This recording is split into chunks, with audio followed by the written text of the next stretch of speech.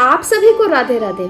आज इस वीडियो में यह जानने का प्रयास करेंगे कि संघर्ष क्यों होता है जीवन में, क्या कारण बनते हैं जो हमें बहुत ज्यादा मेहनत करनी पड़ती है और बहुत सारे ऐसे लोग हैं जिनको वही काम के लिए ज्यादा मेहनत नहीं करनी पड़ रही है। और ये आप लोगों के मन में अक्सर ये चलता है कि हमारा ही सगा भाई वो आनंद का जीवन जी रहा है और हमें इतनी मेहनत करनी पड़ रही है। तो देखिए, बहुत सारी ऐसी कंडीशन होती है। आप अपना खुद का हाथ देखिए, अगर आपके हाथ की स्किन बहुत ज्यादा हार्ड है, बहुत ज्यादा ये जो स्किन होती है ना सॉफ्ट नहीं होती है, बहुत ज्यादा हार्ड है, अगर ये जो प्लैनेट्स होते हैं, ये जो फूला फूला होता है ना, किसी का ये बहुत हिस्सा फूला है, ये फूला है और ये चीजें थोड़ी सी उभार ली है, अगर ऐसा आपके साथ नहीं है, ये बिल्कुल चपटा है, तो पहली कंडीशन क्या हो गई, हथेली रफ है। दूसरा, ये जो प्लैनेट्स हैं उसमें स्ट्रेंथ नहीं है, बिल्कुल भी हमारे ग्रहों में ताकत नहीं है। हमारी जो रेखाएं हैं, वो हाथ की जो लाइनें होती हैं वो डार्क काली और चौड़ी हैं। ठीक, एक तो ये कंडीशन हो गई।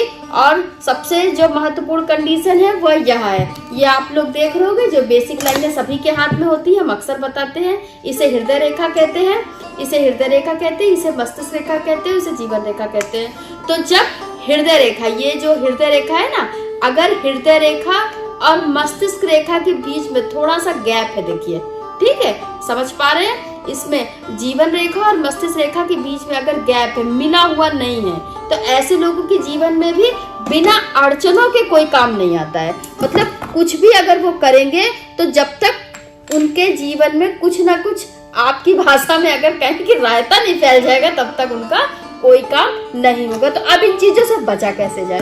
देखिए, तो सबसे आसान तरीका है कि आप रोज शिवलिंग पर जल चढ़ाएं और शिवलिंग को दोनों हाथ से मलें। अगर आप ऐसा करते हैं तो आप धीरे धीरे समय पाएंगे, साल भर में आपकी जो हथेली की स्किन है वह सॉफ्ट हो जाएगी, जो काली रेखाएं, डार्क रेखाएं हैं, यह मुलायम पड़ जाएंगी। सॉरी, रेखाएं मुलायम नहीं पड़ेंगी, रेखाएं जो है वो थोड़ी सी पतली सी हो जाएंगी। और इस तरह एक लोकल वैसलीन की डिब्बी आप लोग रखिए, जिसे आप समय समय पर अपने हाथ में साबुन लगाने के बाद या हाथ धोने के बाद तुरंत आप लगा लें, तो हथेली थोड़ी सी सॉफ्ट रहेगी। क्योंकि आप लोग देखते हो कि जिसकी हथेली बहुत ज्यादा सॉफ्ट रहती है उसके हाथ में रुपए का स्रोत बना रहता है, आगमन। तो ठीक है, तो इन चीजों को आप करिए और ज्यादा से ज्यादा आप चांदी धारण करिए। ऐसा करने से आपके जीवन में संघर्ष कम होता जाएगा। तो आज के लिए राधे राधे, मिलते हैं अगली वीडियो में। आप भी बताइए कि आपकी हथेली कैसी है।